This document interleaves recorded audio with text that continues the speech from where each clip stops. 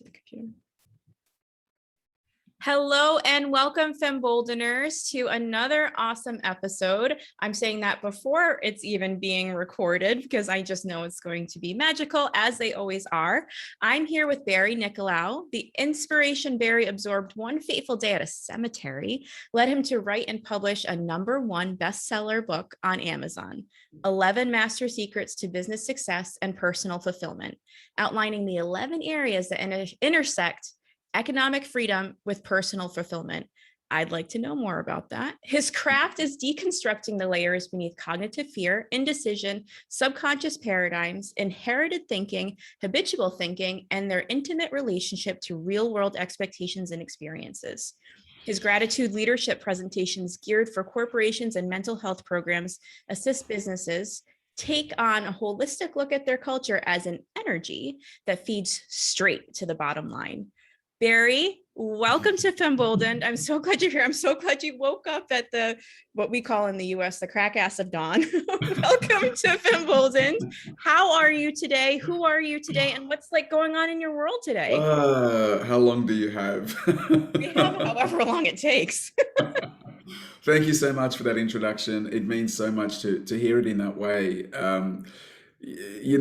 Occasionally when you hear what you've been through and where you are today, I don't know if anyone listening, you've actually done a lot and you've been through a lot. But yeah, it's incredible. Thank you so much for the introduction, Angelica. It's beautiful. It's pretty surreal. Life takes us into some interesting paths occasionally. There's been some big lessons for me, huge lessons. One of them is trying to surrender to the moment rather than thinking that we have to control everything. And the better you are at surrendering, I think the better life is at stepping in and showing you the next right move. It almost becomes counterintuitive to a lot of people because we feel like we have to control things. But yeah, it's been pretty cool. Kind of living divine to do their work and in essence stepping out of our own way and just be done. I think Wayne Dyer keeps talking. Kept speaking about this. Just let life do you. And shape you and mold you into who you need to become. So it's pretty cool. The book, as you mentioned, has been doing well. That's translated into an online course for the book, which is doing really well. And then COVID hit, as we all know, and corporate well-being space and wellness space. It's pretty cool. There's spiritual principles now being applied into a corporate space. So it's pretty it's wild because spiritual principles like say gratitude and joy and understanding wasn't really part of the corporate agenda. But now we're finding that corporates are finally realizing that there are people that are working for them, not just robots, and people need to be on a certain energetic level to perform at their best. And it's pretty cool to be able to instill those traits that I hold so dear and I'm so passionate about into a corporate level. It's pretty cool. Lots of good things going on. Oh, that's so awesome. Yeah, thank Yeah. you for sharing all of that. And thank you for doing everything that you're doing. Thank you. Yeah, of course, we were talking right before we hit that record button all about parenting and how beautiful it is and how challenging it can be. But I think that's been my biggest lesson in surrender, as much as my practice Yeah. was before I had a child, was, you know what, sometimes crap hits the fan and you just got to roll with it, right? So do, and crap hits the nappy as well. Crap hits everything. It's crazy, crazy times.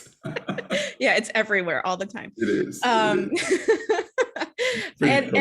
it, you know what, I'm so glad we're having this conversation. I had this, and I guess inspiration about this time last year to utilize my gifts and as far as my gifts go, I'm very much science minded as a medical professional, but also very spiritual minded as a medium as well, which has been interesting to be in both worlds at once. But I've been able to meld the two in order to bring forth the emotional intelligence required of the thought leaders in the world. And here you are doing very much the same thing. And I had this intuitive nudge again this time last year, in regards to almost very much how you see it, is the energy within the culture of a corporation. And I'm seeing especially now, I want to say over the last 5-10 years, and maybe that's just because I've grown up and I've matured, Mm, mm, but I've mm. been seeing these companies with these huge missions that really can impact the world and bring forth that new world that we're all desiring for and striving Yeah, for.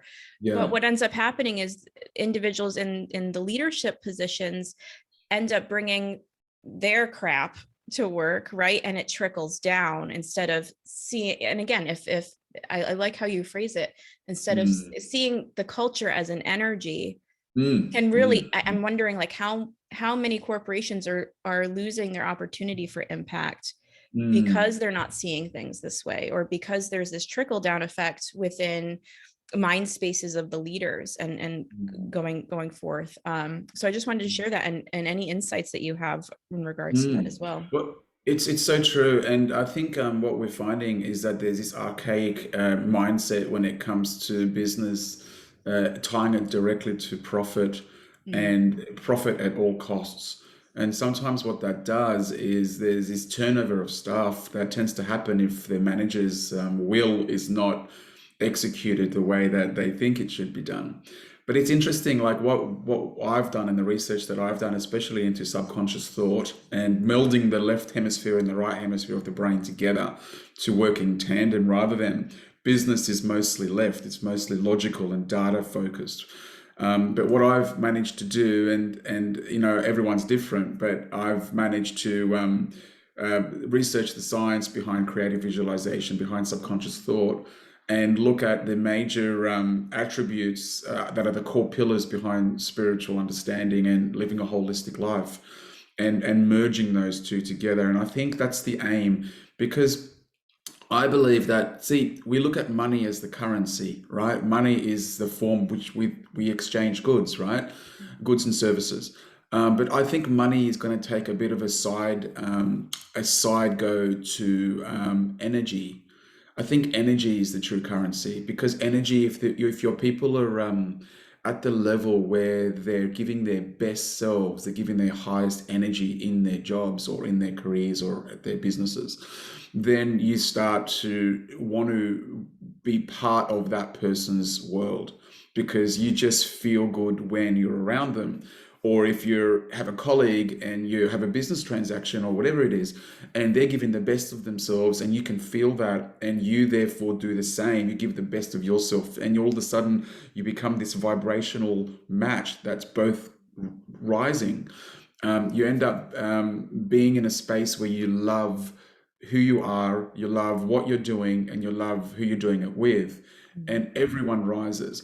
And that's the new model of business going forward. The old model, which is kind of the way things were done, is, as I said before, just looking at people as a resource to churn through.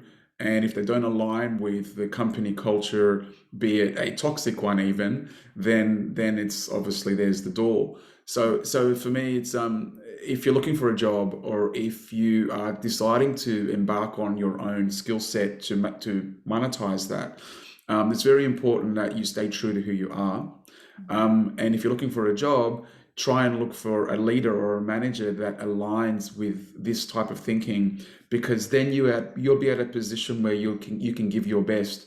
And isn't that what employers truly want anyway? They want people to come up with their A game, like to give their best. So the best thing that I have done is to be able to offer. We've got a present. Just to give you an example, mhm, we've got a presentation that I lead with called Gratitude Leadership. And it's all about understanding the science behind gratitude, not just the feeling of it.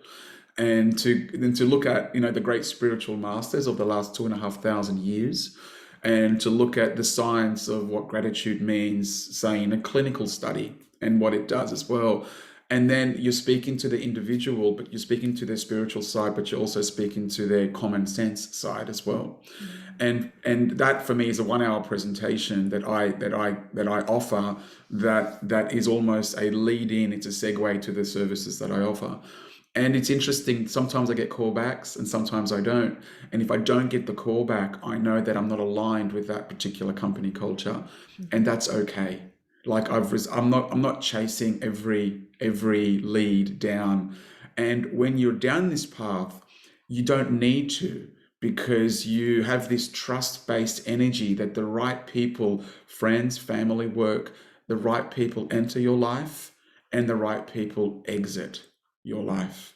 And it's really important to note that, because exiting people, it's okay that they exit.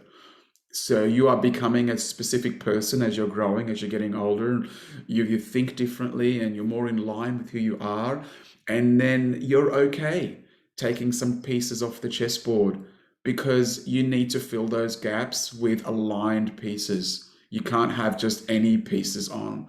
So your friendship circle gets smaller, the books that you read get more intense, the companies that you work with become very aligned and understanding of where you're coming from, and you come to influence your world in such a beautiful way. And you go to sleep at night feeling really good, because you feel aligned with who you are as a person. And no amount of money, I'm letting you know, no amount, because I know some rich people that are just so unhappy.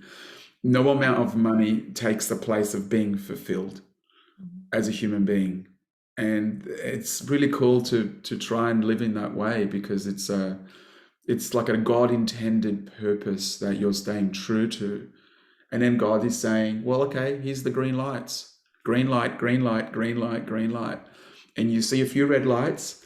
And for me, I've become very attuned to going where the green lights are. And every time I've done that, it has led me to a new epiphany, a new realization, and sometimes a new client.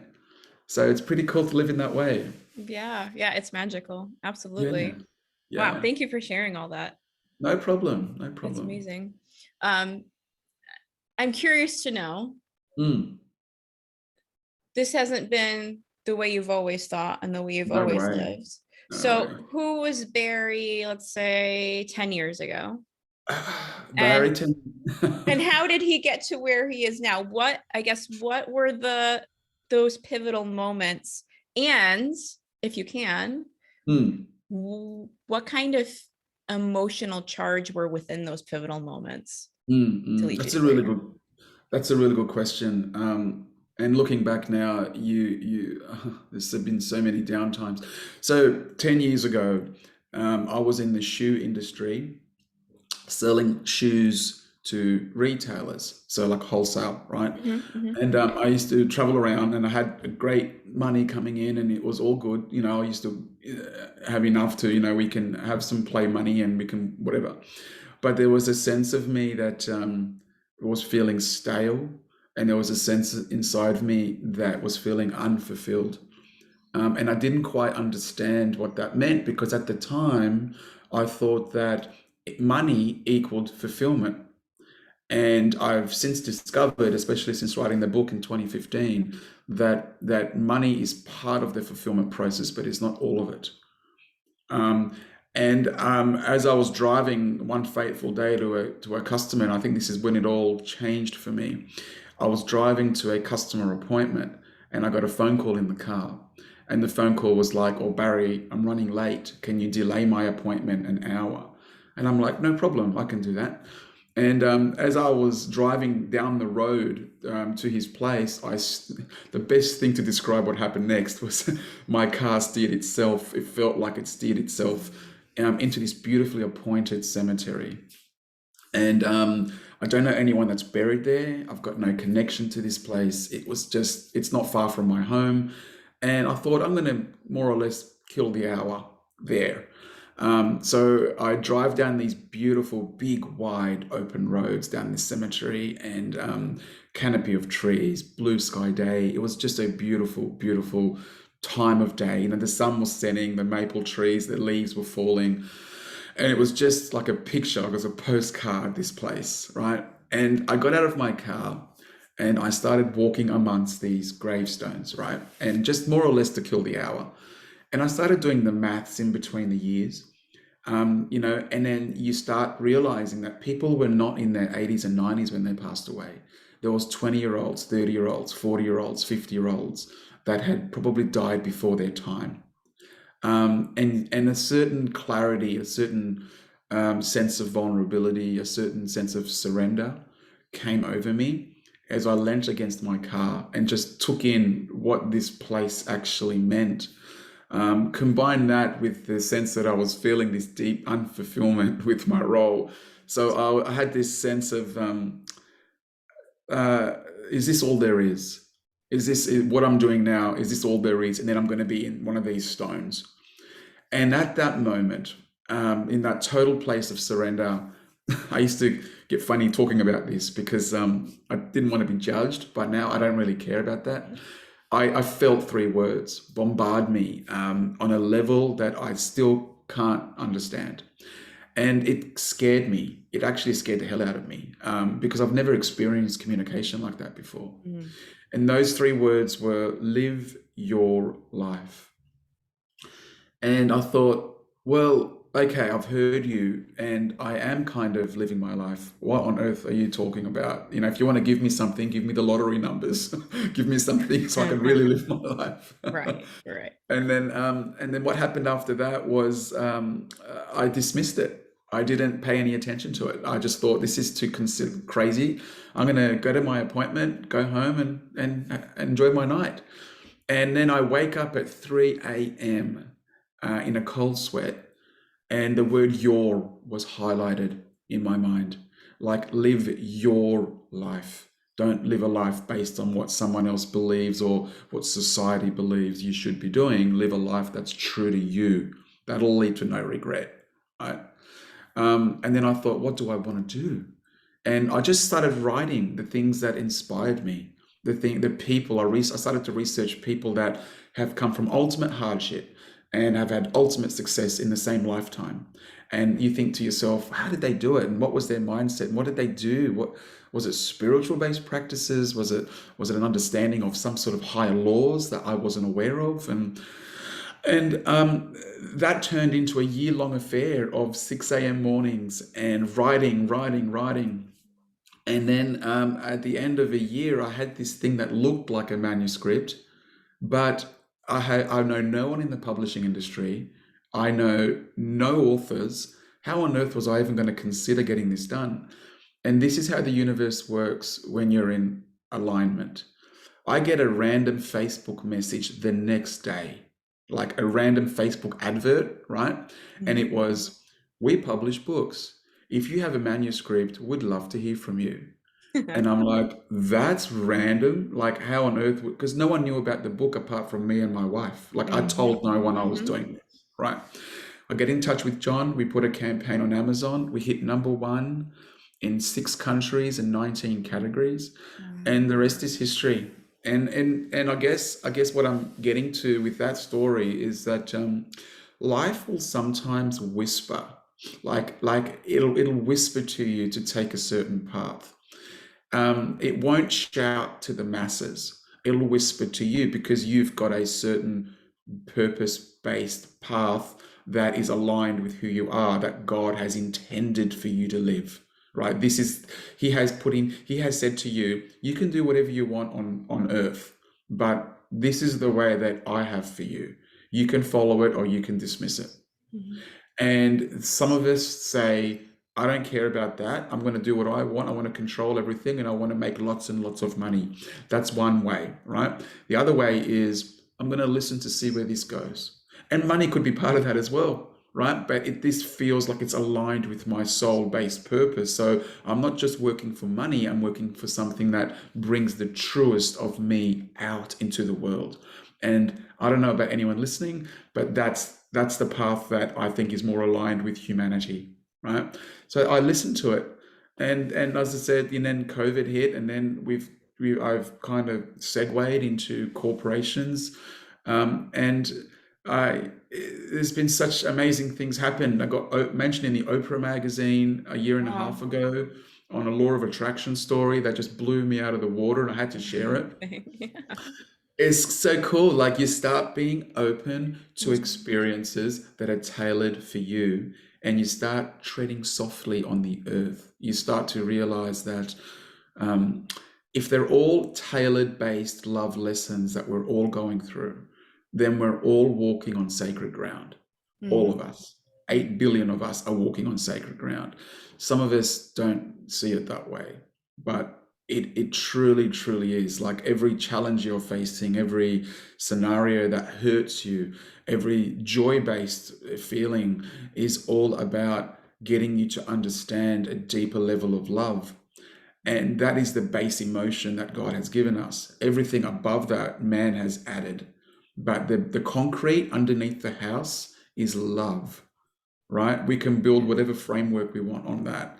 Sometimes we build the crooked house because we've had such painful experiences, or our ego gets involved, and we tend to feel that we're justified being right, and we want to show them that we're right, and we really want to do that.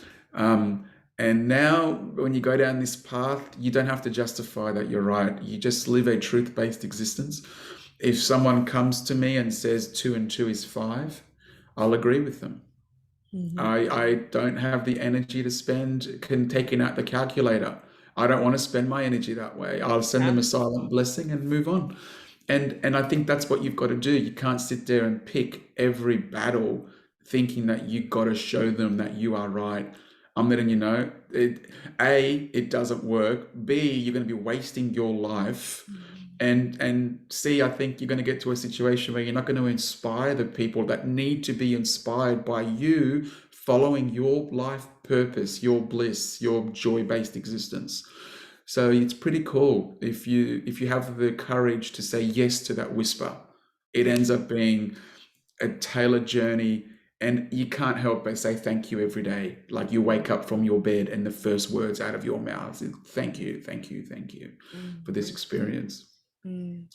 So yeah, I don't know if that answers any of your questions, And but that answers a whole bunch of questions, and then it brings me with so many more questions. And it's I've been in mom mode for 2 years now at this point, so it's invoking who I used to be, which is so great, and getting full-blown chills as you're speaking, and it's just a beautiful reminder of what I'm now, my whisper of what I should be calling back in, right?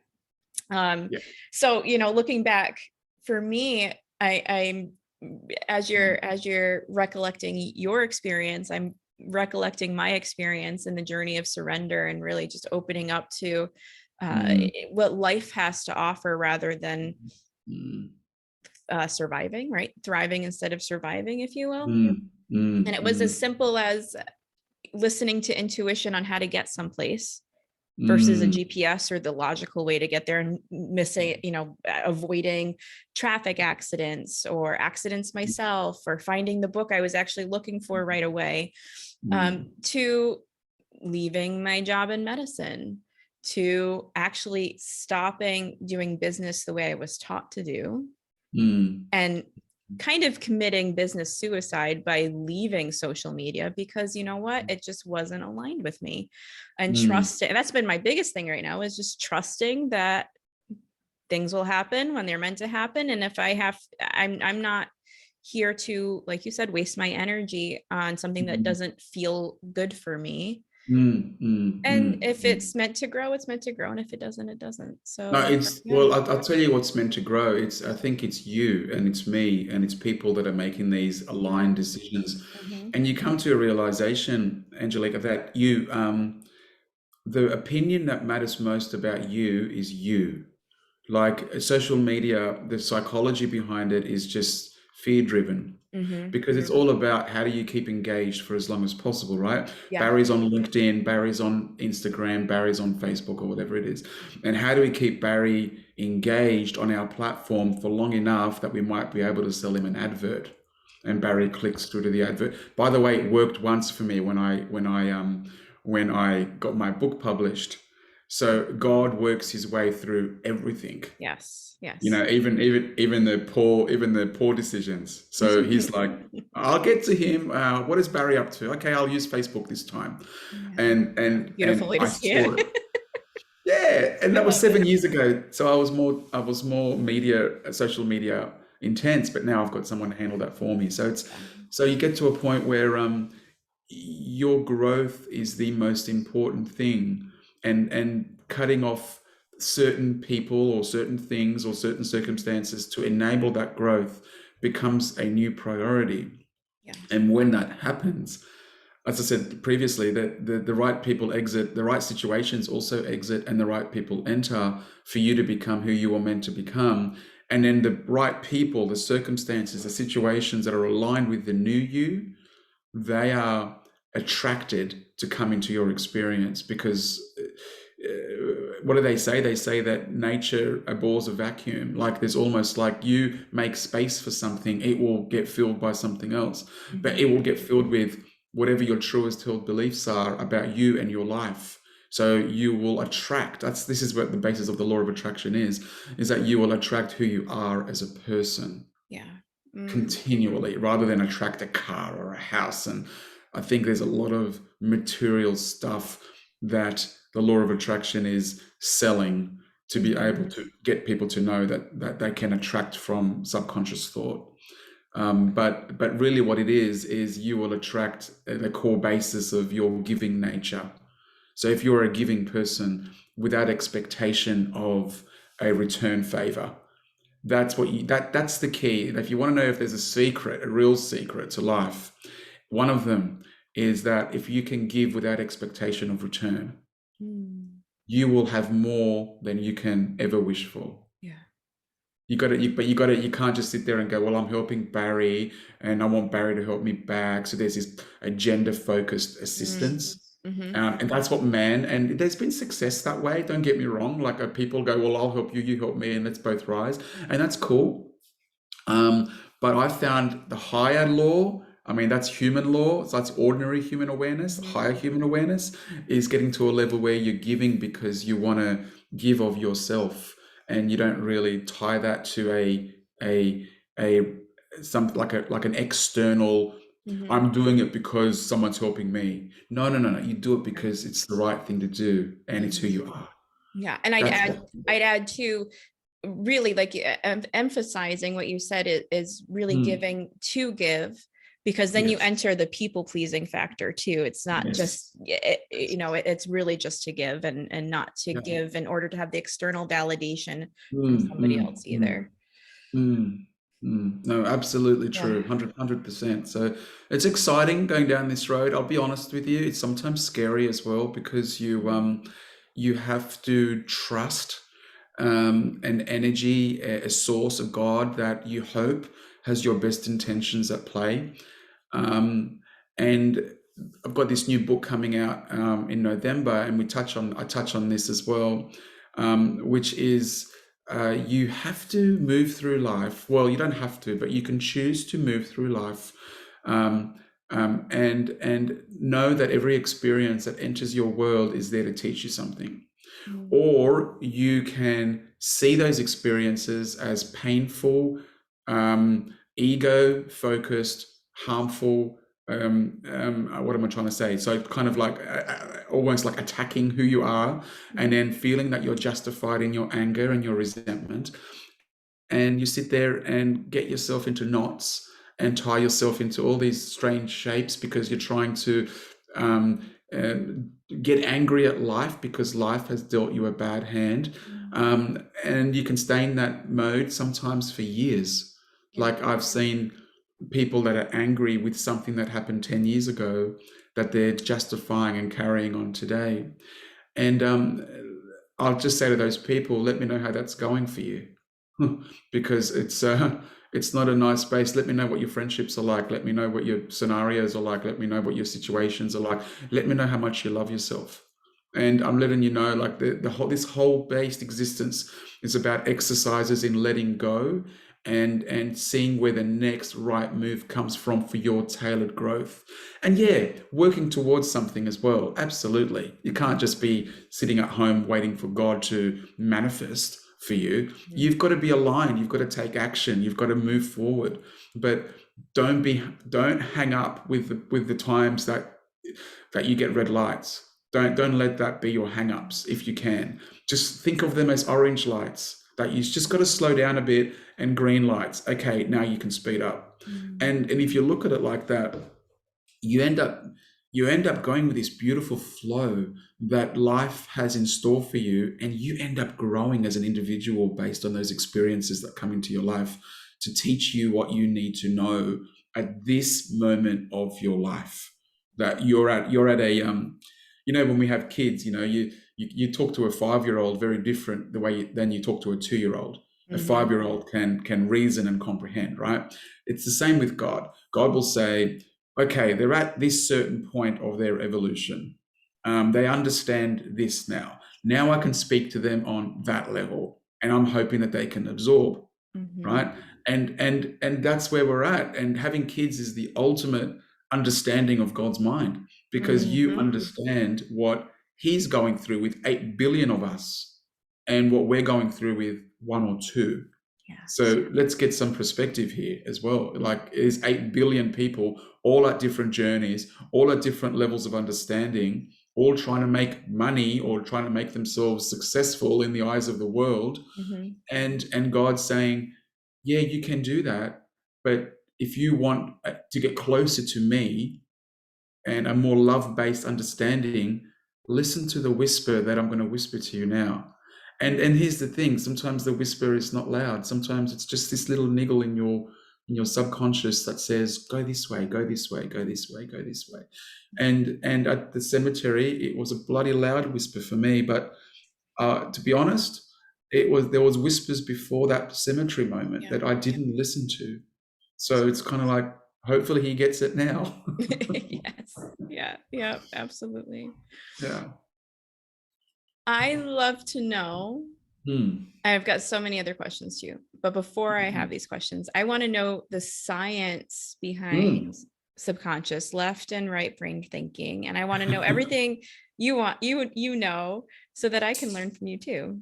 No, absolutely. So I'll talk to you about a couple of things. So the first thing is, I want to talk to you about Einstein before I Yeah. get to the Yes. science. Yes, please. So Einstein had the most famous quote in the world that no one knows about. Everyone knows him for his scientific pursuits, theory of relativity, and to understand that from learning the science, you actually do become a great philosopher, and you start to experience these truth-based knowings as well because you're looking at the science. So Einstein postulated this question, and that all of us have to answer, and and you have to answer it in one word. You can't answer it with a sentence and justify what you're saying. You got to get to the nitty gritty of the one word answer. And he asked this question, and he said every human being on the planet must answer this question. It's whether they believe that they live in a friendly universe, Mm. or whether they believe they live in a toxic universe. And where I ask this question of the people that I assist, there's a very drawn out answer.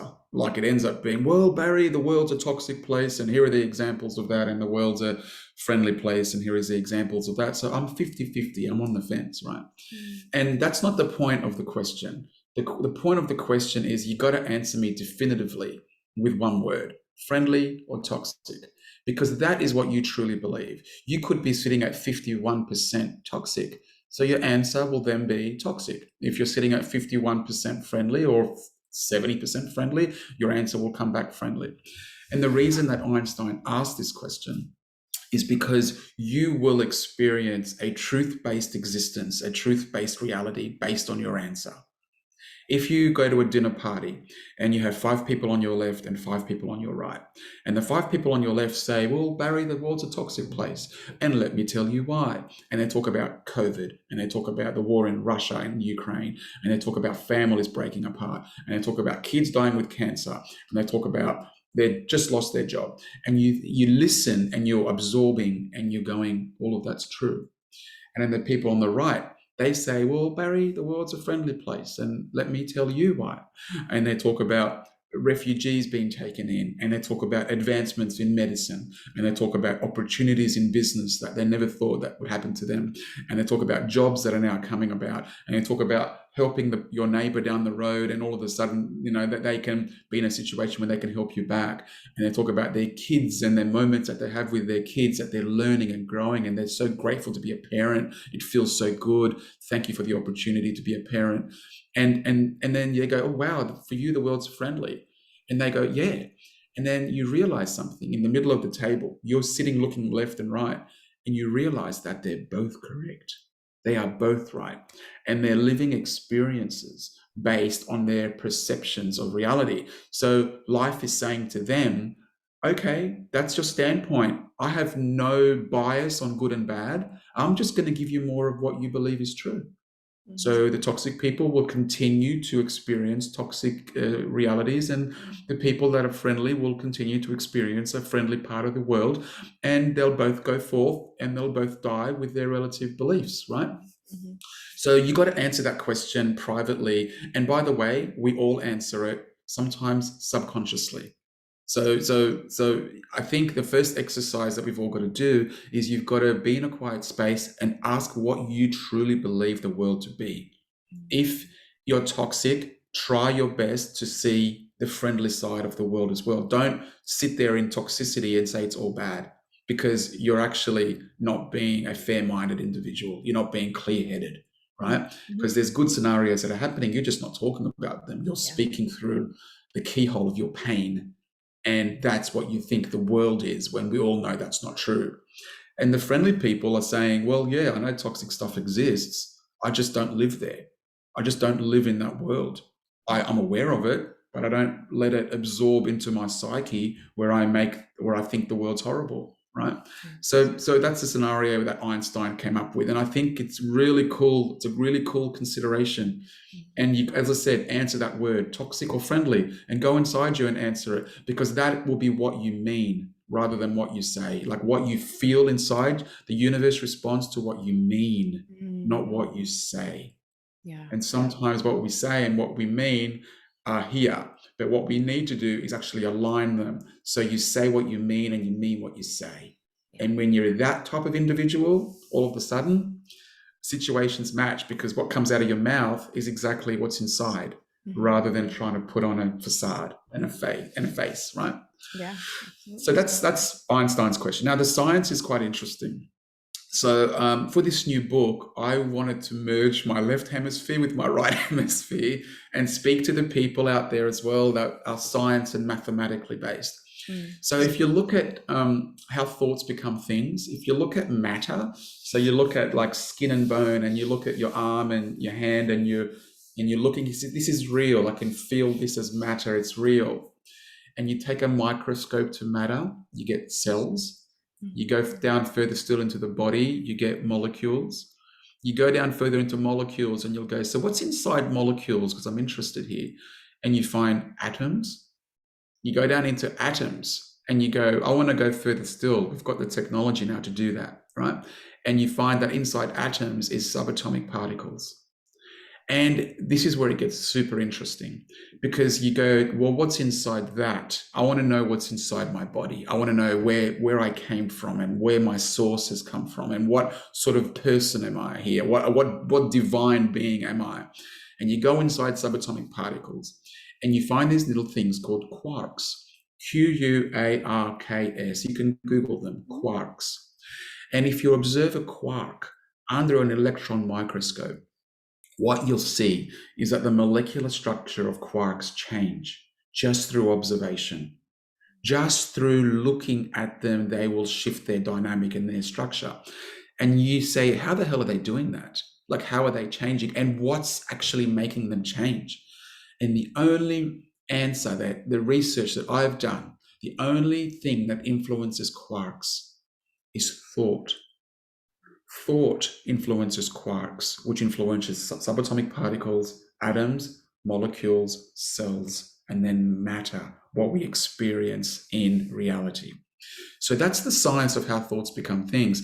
If you have a thought that you believe is true, be it a healthy thought or an unhealthy thought, and you fertilize that thought with emotion, it ends up coming right up the food chain to reality, to what we experience with our five senses, right? And that's what's super interesting, is that you can entertain anything. And the mind is like, God has given us this amazing faculty. He said, you can manifest anything you want. You can manifest joy and you can manifest pain. You can do whatever you like. I'm not saying that it's always going to be good, because you are the builder of your house.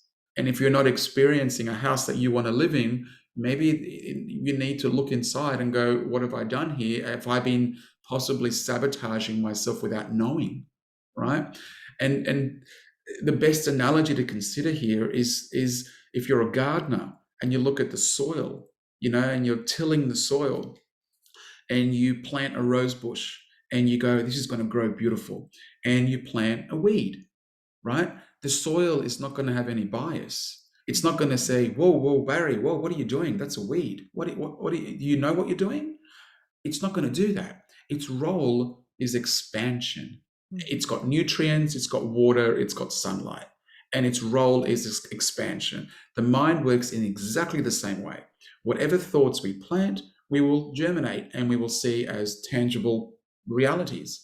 So it is the same way. So where the fairness concept in life comes in is a situation where people go, well, things have to be fair. Well, hang on, we've got a big influence into what we believe is fair as well. Like, we're planting our own seeds here. Like, we've got choice of thought, choice of reality, choice of belief, right? And we live in a world where we can get abundance of all of it. So hey, let's maybe not look at what life's doing to us. Let's maybe have a look at, is it possible that we've, as I said, self-sabotaged what we're up to? And if you can get that internal environment where you're planting more rose bushes, I'm not saying that bad things are not going to happen, because they sometimes do, but you will have more creative influence over your future, much more than what you think you have now. And that's the level you want to get to, where you can just kind of let go and let God fertilize that soil for you. And then you just keep planting the seeds that you want to experience.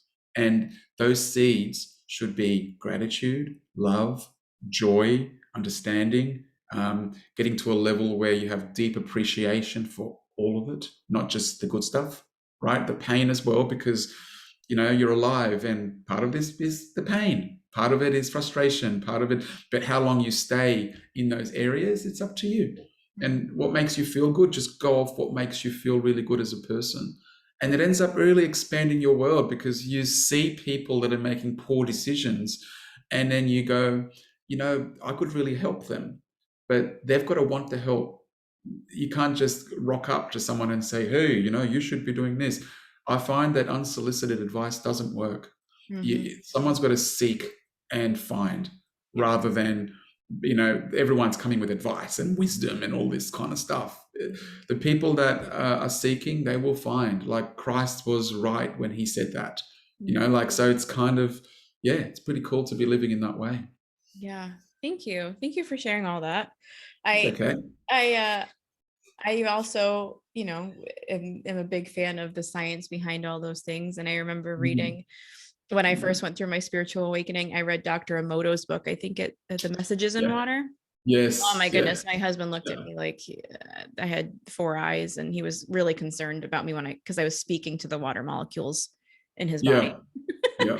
but it made so much sense to me on a science level. And I was so excited that I was able to put, evidence behind what I felt to be true anyways.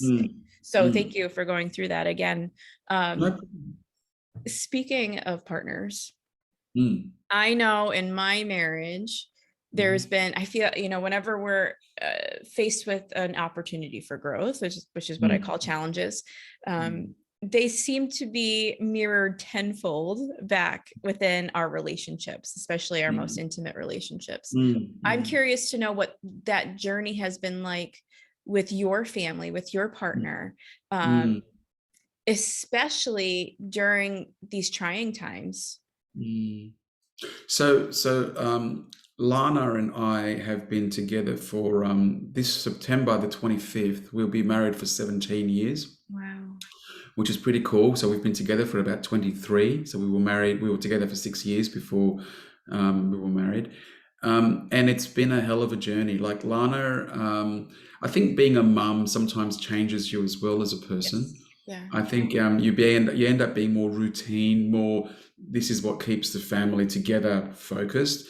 Spirituality sometimes is a luxury for a lot of people, because in the busyness of keeping everything going, it can be. But at the very same time, Spirituality ends up being a very foundational building block on the way to experience our routines and our things that need to get done sort of scenarios. So Lana and I have definitely shifted in some respect in that way. Um, when we were first together, I was very Christian focused, like it was all about Jesus for me, right? And it still is for me. But Lana introduced me to a lot of other, not religions, but other spiritual principles that I at the time resisted because it wasn't in the Bible. Yeah. And I've kind of thought about things a lot more in the last, say, 10 years, 7 to 10 years, and I've found higher truths that align with me. And then what you find is that these higher truths permeate throughout a lot of the religions in the world. It's not just through Christianity. And it's actually interesting. It forms a chapter in my new book because I look at the 4 largest religions in the world. It's just a quick segue here. The 4 largest religions in the world. So Buddhism, Christianity, Islam, and Judaism. And you look at those religions and they account for 83% of the planet. Like it's crazy. Like 83% of the planet are those 4 religions. And I looked at the literature, the texts of all those 4 religions. And what's interesting is that gratitude is in all of the literature.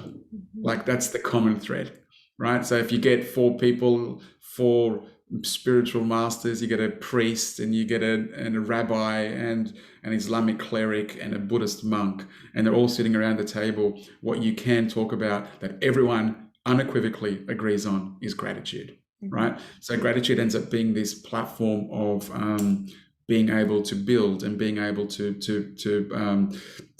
have a talking point to build a framework on. So for anyone that's having conflict and you want to bring people together that you feel can actually meld and have influence, find the common ground, find that, and then everyone will just nod their heads and say, yes, we agree with you with that, you know. So with our marriage, I think it works very, very similar. So we find we are different people, to be completely open with you. Like we've in some ways we have separated our mindsets. We're not as close as we used to be in some respects, but then the kids and routine and the wanting for them to have a great life also is like our top priorities, right, as a couple. Yep. And so we pour all of our love and attention between us, but it's also directed to how do these 2 girls that we've got, how do they live a truth-based existence that is true to them, that has gratitude as a core foundational pillar of a life that we would like for them to live. So with Grace, she's 5 years old. We have a thank you, Jesus moment every night. I sit down at her bed before I kiss her to sleep. And we look at the things. What are you grateful for? What do you want to say thank you to Jesus for? And, you know, she mentions the house and the paintings on the wall and, you know, like stuff that doesn't really matter. But it's cool because you start speaking about gratefulness, about appreciation. And as she becomes an adult, then I want gratitude to be a core fundamental pillar in the challenges that she'll face and the joys that she'll face. So having these thank you moments at this age, I'm hoping will instill a program of her being thankful for things moving forward. And you agree with those things with your partner. But yeah, you do. Sometimes, and often this happens, one person ends up going down a certain path and the other person in the relationship doesn't follow.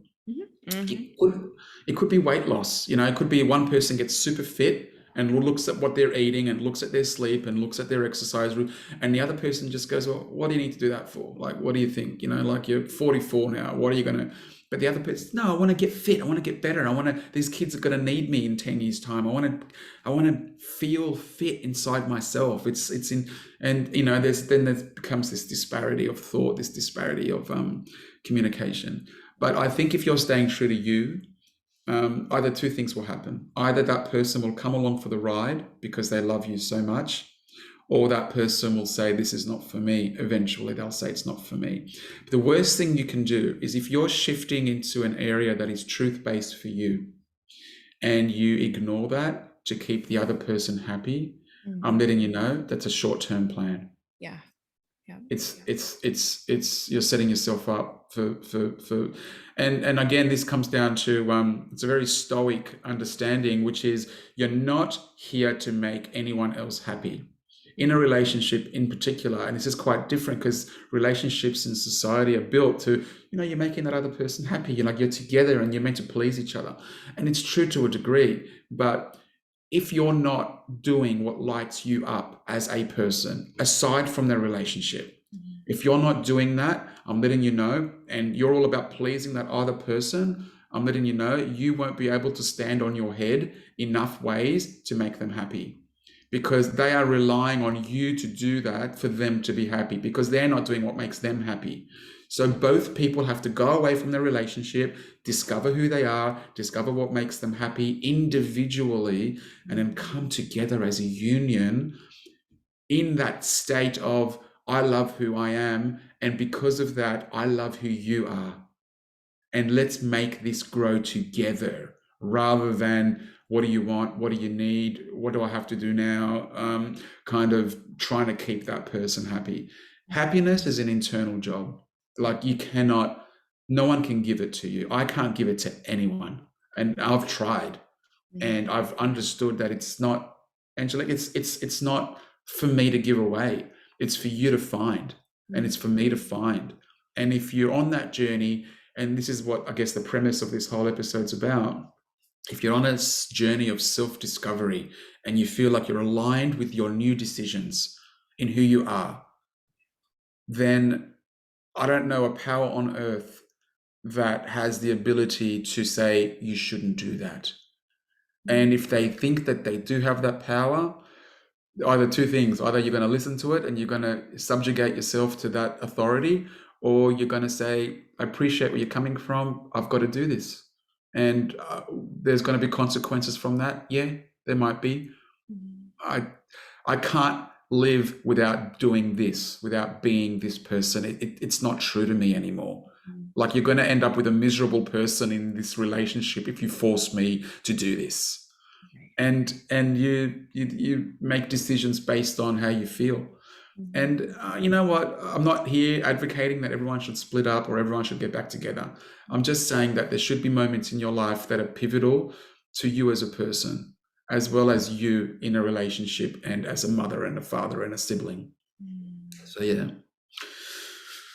A lot of food for thought there.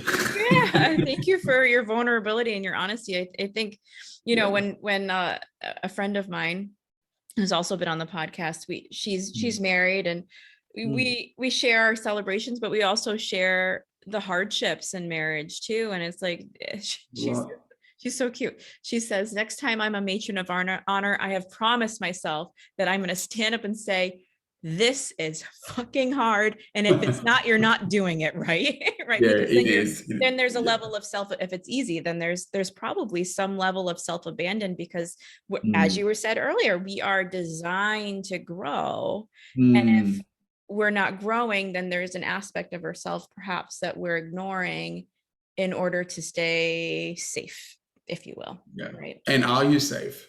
That's the question. Exactly. Safety has two aspects. You have physical safety and you have psychological safety. Yes. Yeah. So tell me if you've got psychological safety by staying, you know what I mean? It's almost contradictory in a way, because you don't. You actually are subjugated to somebody else's will.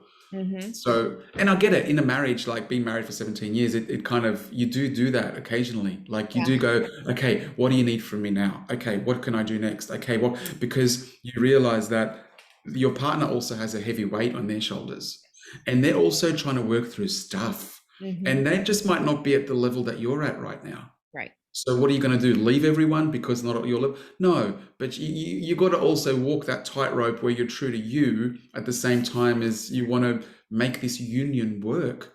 So how do you walk that tightrope? Sometimes people fall off, and you know what? They fall off, and that's okay. And some people stay on, and I've seen marriages that have been together 40 years that are miserable. And I've seen marriages that have stayed together for 40 years that are blissful. So how do you know what's going to be right for you? I just know that you've got to find that place inside of you where you're living a life based on your own values and morals and understandings of who you are. And that other person has to do the same. And Mhm. together you come together as a union. Yes. But yeah, that's just Yeah. my view anyway. It's not an ironclad. It's just I that's love what it. I've found to be true for me. Yeah, yeah, no, I love it. Recently, I mean, again, marriage is hard. Recently, my husband and I have gone into couples coaching rather than couples Okay, therapy cool. together. And I Yeah. promised him this time because I recognized in myself that I have moments of, um, you know, full alignment to myself. This is who I Mm. am, take it or leave it. And then I have all, then I'll reverse and what is it that you need? And in a higher level, really not just Yeah. like like, Yeah. do you need another glass of milk? I'm talking like big picture, like, oh, you need me to go to back to work. Okay, Yeah. I'll go back to that sort of scenario. And Mm. I recognized that I was responsible for causing that whiplash in our Mm. marriage of this is who I am. Wait, never mind. I'll do this for you. And Mm. so Mm. we went into this coaching and we had to write I don't know if you would call them vows or Mm. declaration it was. And Mm. my declaration was I I promise you that I will stay true to myself throughout this experience because it's not fair to you. It's not fair to me to bring about anybody else Mm. throughout this coaching experience. And um, Mm. staying true to that, even though there's been sticky parts, has Mm. been so phenomenal, and really bringing forth a huge transformation for us as well. Mm. Mm. And it's also kind of segueing a bit here, but also on subject. As far as I promise this is related. I had Mm. this epiphany yesterday while I was in the bathroom. Of course, I have the most epiphanies there, and I realized I was kind of getting down on myself for trying so many different ways of eating throughout my Mm. life. And Mm. I heard there's no one right way to eat during your life. Just like you base your clothes off of the weather that's outside, you're Mm. going to base Mm. what you're eating off of your current scenario, your current situation. Because I ate differently during my pregnancy. I'm eating differently now, Mm. for certain goals and for certain situations. And I Mm. feel like it's the same thing in marriage, right? You're Mm. going to base your actions, as long as again aligned, um, Yeah. on the current situation, right? Yeah. It's Yeah. not always going to be this is my way or the highway, because then you're not going to have a successful marriage, Mm. relationship, even like business relationship, right? Mm. Mm. But you can't always say, yeah, okay, I see your point every single time. Let's do it your way. There's a, Mm. well, let's see the scenario, let's come together. And I always like to see whatever challenge that's facing us, as I like to see it as a little ball in front of us, rather than something that has to do with either one of us. It's just something Mm. that's come to the table, Mm. Mm. that we're both seeing and that we're both experiencing from different perspectives, and we get to share those perspectives and come together to know how to manage the ball. That was kind of Yeah. long and drawn out, I know, but I I love just it. wanted I to love share it. that. Yeah. Yeah. I think the other thing that I think that ball is a really good analogy because you're not really assigning blame. What you're doing is you're saying, how do we handle this little ball Right. as a couple? Mm-hmm. And I think that's beautiful because you're not saying it's this or it's that. But you know what's interesting as well? I find that if you are going through something, right, and you're not quite sure what it is, I think you need to say that. Like I've seen scenarios where people just shut down and they go really, really quiet. And then there's an atmosphere, you can definitely feel it in the air, like you can cut it with a knife, right? The atmosphere. But even if you don't know what you're going through as a person and there is this ball, but you're not quite sure, you don't want to just talk about it because you're avoiding it because it feels icky and it feels horrible and it feels like pain and you just can't take it, right? I think you've got to be honest and say, there's something that is happening and I don't quite know what it is. And I need you to be patient with me Mm-hmm. while I work some stuff out. And when I've worked it out, I'd love to come to the table and talk about it. But Mm-hmm. I think what you find is that a lot of people tend to just shut down and go quiet while they're processing. But if you're in a relationship, you've got to communicate. Yeah. Like, because if you don't, then the other person just goes off into fanciful thoughts of things that probably aren't true, Yes. right? So I think you've got to be open and just say, listen, even if you shout it, I don't care. Listen, I need to process some stuff. It's that I've never been through this before. It feels foreign. I need to work this out. And when I've worked part of it out, I'm going to sit down with you and I'm going to say, this is what's going on with me. And if you can do that often enough, you become really good at addressing the stuff that goes on inside that we don't completely know what is actually happening. And most of the time, our ego is getting challenged, and we don't really like that. Yes. So we just tend to shut down and sulk more or less inside of ourselves. And I guess that's okay for a time as well. Like, you sit there and you go, okay, this has really knocked me for a six. But if you're in a relationship, if you're not in a relationship, you can go and buy a cat or a dog and sit there and really contemplate, where things are at with your life and have that pet in you. But if you're in a relationship, I think communication is key. You got to be able to say, leave me alone. I just need my space right now. And then from that, you go away and you work your own stuff out. But yeah, so I don't know if that makes any sense, but yeah, we've had challenges like that as well. Yeah, it makes total sense. And I think as the other partner too, when the ball is handed to your partner, being on the other side of it, the challenge there is surrender and trusting that they will come back to the table and communicate with you.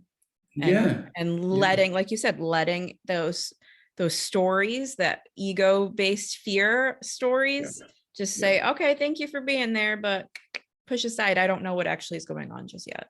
Yeah, exactly. Just and I think that's probably the bravest thing you can do is if you're going through something that you don't know what it actually is, or you haven't identified logically why you feel the way you feel. I think the default statement can be along the lines of, I'm going through something, I don't quite know what it is. Can you leave me alone? Give me a week, I'll work it out, I'll come back to you. And although that's painful to hear because you're not working through things quickly, what you know is that you've been given you're in standby mode. On your digital devices, you've gone into standby mode, and at least you know that things are okay, but you just got to give the other person space. Yeah. And I think that's important to do, but that has to be communicated, because if it's just shut down, that's how separations happen. You know what I mean? Because and the problem is, if you shut down for too long, it becomes habitual in thought. Like it becomes a habit. This is the way I handle things. When I don't know what's going on, I'll shut down. And you've done it once, twice, three times, four times, half a dozen times, and all of a sudden the seventh time feels normal. Yeah. But for your partner, they're going through a quiet hell. Yes. You know what I mean? Because they don't quite know what's going on. So I think just kind of saying, leave me alone. I'm going through some stuff, and I'm processing, right? As Lana always says, I'm processing stuff, right? And then from that, I'll come back to you and let you know when and how we should have this discussion. I want us to be without the kids, right? I want the kids to be asleep. I want us to have our own time, televisions off, screens off. If you want to have a glass of wine, whatever you want to have a drink, and just have a plain and open discussion. About it. Yes, I love that. Oh gosh, I didn't expect this conversation to come down this road, but it's been I can see we've been on for over an hour. My God. I know. Okay, so I'd love to know, and this is my last personal question, but I'm just so curious because it's something I live too. Your second daughter was born at the height of COVID, correct? Having already practiced this conscious parenting, practicing conscious partnership, and bringing life into a world of uncertainty. Did that jar you in any way? Did that sort of pull you off course? And if so, what practices brought you back? And how is, I mean, COVID wasn't just 2 weeks like we thought it was going to be. How often were you faced with those course corrections while bringing a new life into this world? I think the first thing to consider is when has it ever been a world of certainty? Yes. Oh, I love that. Yeah. Like seriously, like you go back to the 50s, the 60s, what, the 40s, World War Two, World War One in the 30s, like you go back even into the 1800s, 1700s, there was war. You go into the 70s and 80s, there was problems, there was stock market crashes, there was. So I think we have to get rid of the certainty and uncertainty principles and just say the world is continually evolving, right? COVID was just a speed hump for like in the history of the planet in the last 2 million years, from dinosaurs, if you want to say that, all the way to say 2022. The Earth has been beaten and with all sorts of scenarios from human beings and from other areas that have caused us to have concern on the decisions, especially bringing children into this world. Mhm. So, in our lifetime, yes, COVID has hit. It went on for years. In Australia, we're still getting the numbers of how many people are dying and how many people are have got it and what have you. And there's been a lot of talk around. Was lockdown necessary? That level of lockdown necessary, and different models in the world and what have you that worked and didn't work as far as governments trying to make this thing Right. as least painful as possible for their Yeah. populations. But bringing a child into this world, I'll be honest with you, like, was very, very difficult. Um, because as a parent, you want your best to live in certain times. But having the understanding that there is no certain times, there's never been certain times in the history of the planet. So that gives you a little bit of reassurance that we're all still here Mhm. and we're all still somewhat okay. Not all of us survive, but not all of us are going to survive. I mean, our life is finite. So if we're all going to die, then how we die is irrelevant. And when we die is almost irrelevant. Like we are going to perish one day, right?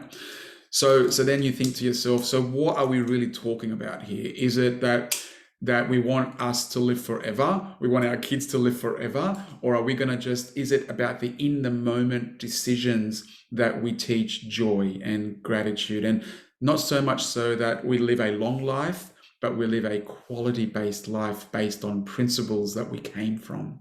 We came from a divine source. And if we live those principles and we instill those principles, be it in COVID, out of COVID, in war, out of war, in peacetime, out of peacetime, whatever it is, if we are instilling what lights us up as a human being, then all of a sudden everything else becomes irrelevant. I mean, yeah, sure, you want your kids to live till 100 years old, and you want them to have a long-based life and to have a beautiful life, and for yourself as well to have a beautiful existence, right? But you get to a level where you just say, I'm okay dying whenever, as long as I am executing what I know to be my truth-based existence, and that's what I'm known for. Mhm. So when I'm on these, for example, when I'm on these podcasts, like I was on 5 podcasts in the last 3 days, right? And when I'm on these podcasts, I feel that I'm living my truth and my purpose and my higher awareness. Like I feel like I'm there, I'm living that.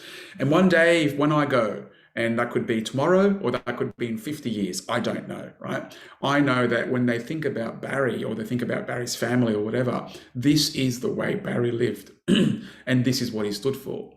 And isn't that the point of living a truth-based purpose and a truth-based existence? That it doesn't matter how long you have on the planet. What matters is that what you stand for and what you believe in, and that ends up being your legacy. Mhm. That ends up being super cool. So yeah, getting back to your question, Harmony was born in July in 2020, which was the height of COVID. I wasn't allowed to visit. I think I was allowed, but no one else was allowed to visit the hospital because there was just these restrictions on numbers. Seeing everyone in masks was really scary. Brought you back to the Spanish flu pictures that we almost all Googled and we almost all looked at. Yeah. And it was scary. But there was this also there was this assurity in me that we're going to get past this. Mhm. And guess what? The earth has actually had a moment to breathe. Yes. Like, I don't know if you're aware of Venice in Italy, you Hmm. know, the canals where the gondolas go down. They were saying that you could actually see to the bottom of the water. Yeah. Yeah. You know, like it was never like that. It's, I don't know Wasn't if there you've been there. there It's were grey and dolphins in it too, right? There was just yeah, life yeah. flourishing. But Yeah. Yeah. so, you know, that's, you know, when we have those big sighs and we and we take in this breath of air and we feel good after we have a big sigh or a big stretch, and we kind of, that's what the earth did when COVID happened. And it needed a couple of years to breathe because of our endless pursuit for productivity and efficiency, Yeah. human beings in our infinite wisdom. And there is this moment where the earth got to breathe. And I don't know, but wasn't that part of, is that, could that be part of a plan to try and get us to understand that you've got to slow down, guys. You've got to slow down and take in the moment. How do you do that? How do you show someone that they need to slow down? Interestingly enough, reflection and perspective happens when you're lying in a hospital bed. Yes. We need it to knock us out. We need to go, holy shit, like let's take inventory here of what I've been doing with my life.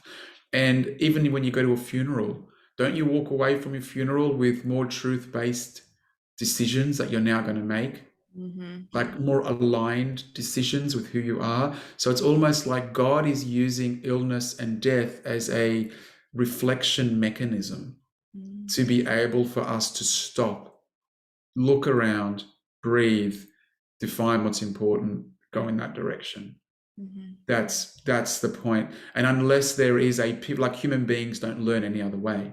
So we need to, and we do learn in other ways, don't get me wrong, but the big epiphanies happen when we realize that we haven't got forever, Yes. and that the loved ones we have, they don't have forever either. Mm-mm. So then you realize that and you go, so what's then the true meaning here? And the meaning is to live a truth-based existence based on who you are, and ask others to perhaps consider doing the same. Hmm. Hmm. And yeah, but COVID was definitely a difficult moment. But it, tell you what, it wasn't all downside. Yeah. It wasn't all horrible. Hmm.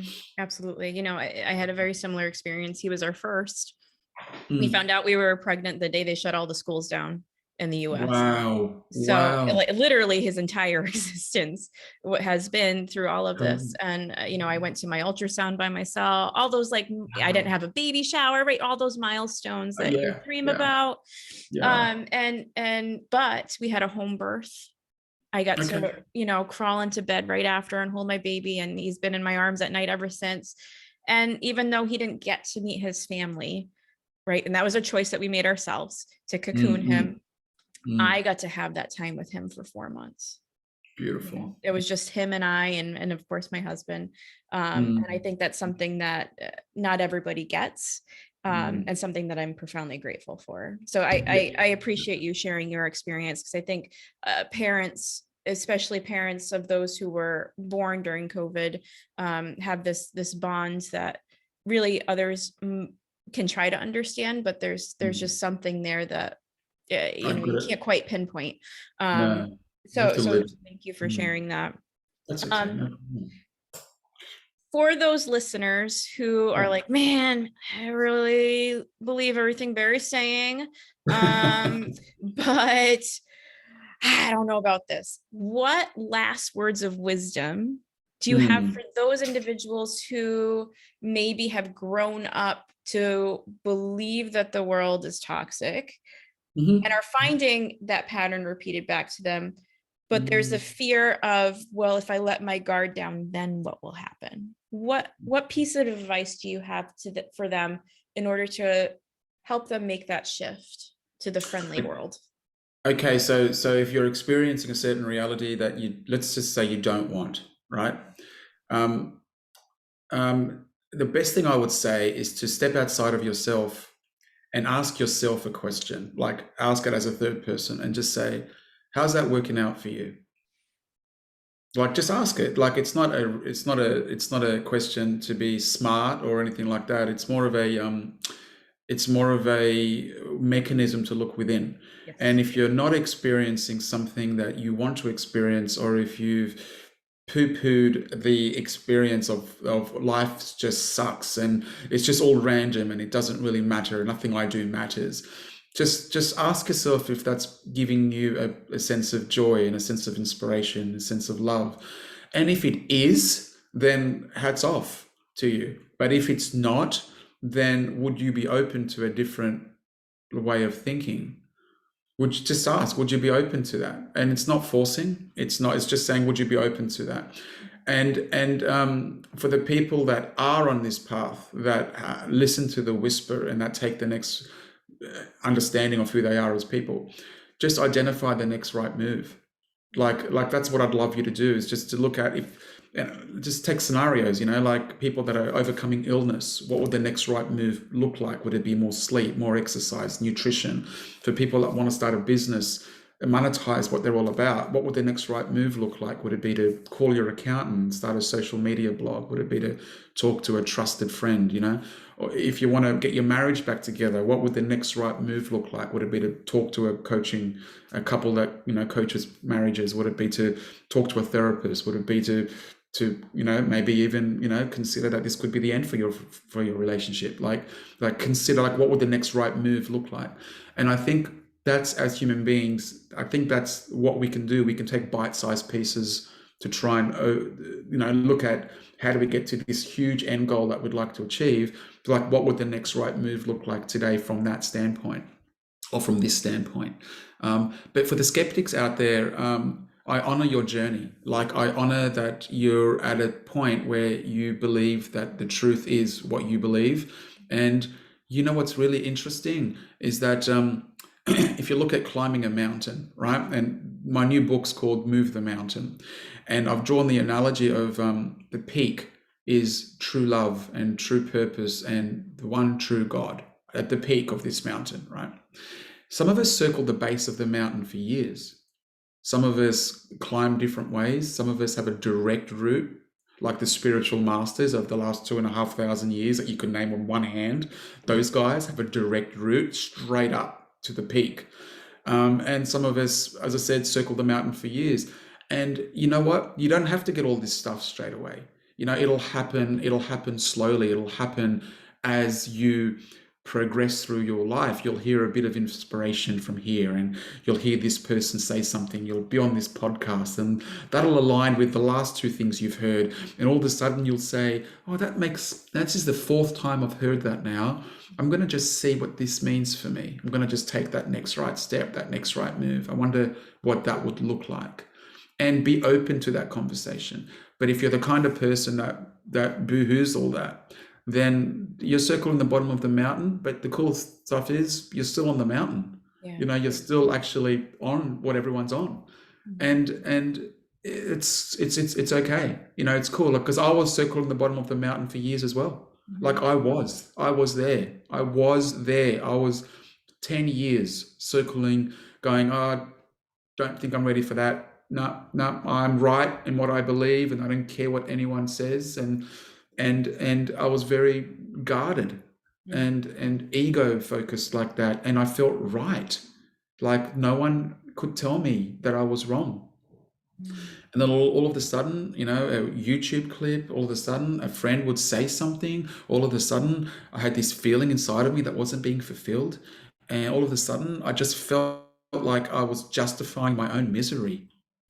I was justifying being upset. Mm-hmm. And it felt good because I felt right. And like I said previously, let me know how that goes for you. Yeah. Let me know how that feels for you. And if it feels good, which I doubt, but if it does, then keep going. Yeah. And if it doesn't feel good, you just might want to consider a course correction. Mm-hmm. You might just want to think about what that looks like. Would it be to watch a movie? Would it be to talk to someone, read a book, listen to a podcast, whatever that would mean, to open up your heart just that little bit further, to consider another possibility. Yeah. And if you can do that, I'm not saying that you're going to be enlightened, but what I am saying is that you start to appreciate God's mind, his nature. You start to realize his nature, which is love-based. It is not hate-based or ego-based. It is love-based. And the way that I know that to be true is that we're all still here, despite the atrocities that have happened on the earth in the last 5,000 years. We are all still here. He hasn't clicked his fingers and goes, Earth 2.0. These guys just don't get it. He hasn't done that. He's like, I'm patient. I'm patient with my children, just like we're patient with 2-year-olds and 3-year-olds and 4-year-olds and 5-year-olds. And just like your parents were patient with you when you didn't know how to walk and you didn't know what you were doing and you didn't know how to get up and say the right things or not be rude to people. You didn't know that at some point. So your parents were patient with you. They didn't say, well, let's chuck this kid in the bin. They said, this is how they learn. This is how they grow. And that's what God is saying. This is how they learn. This is how they grow. And if you're at that level where you can at least appreciate that, then all of a sudden, all doors end up opening. You look at possibilities from everywhere. And that's what's super cool. So that's just my 2 cents on it anyway. Yeah. When I'm stuck or when I'm feeling stuck, I have this beautiful prayer. I need to recognize it first, right? Because like realize you're sick. And then I have this beautiful prayer that I ask for a new perspective. And 10 out of 10 times, every single time, 2 minutes later, I have a new perspective. I'm going to try that. Yeah. And it's beautiful. It's just me. I say, dear God or dear universe, whatever feels aligned for you. I recognize that this feeling that I'm feeling is not mine or it's not serving me is what I find. I'm asking for, I'm releasing it onto you and asking for a new perspective. Amen. Thank you. Love you, whatever it is. And then honestly, right. I just got chills saying that again. There's a profound sense of peace that overcomes me. I forget about there's almost like amnesia. And then either it's whispered to me or there's, like you said, through YouTube clip or somebody says it and I'm like, okay, there it is. I now understand. And that new perspective is more often than not, I've never experienced it otherwise, aligned with your own truth. Yeah. And it just resonates with your whole body. So yeah. Like this podcast has as well. It's been incredible. Oh my goodness. Thank you. Thank you so much. You gave me, my heart just burst. Okay, Barry. Beautiful. This has been wonderful. I cannot thank you enough. If people want to be in your energy even more to elevate their life, where can they find you? Just go to my website. If you go to my website, just barrynicolaou.com. The surname is NICOLAOU.com. Barry is BARRY. Or you can find me on Instagram. Just put Barry Nicolaou into Instagram. I'm usually there. Or lately, a lot of my work has come from LinkedIn. So just type my name into LinkedIn and you'll see the corporates that I assist. But yeah, if you just Google my name, I'm sure you'll find a way to make contact. And just let us know how we can assist. So it's pretty cool. Awesome. Thank you, Barry. Thank you for being here and for being you.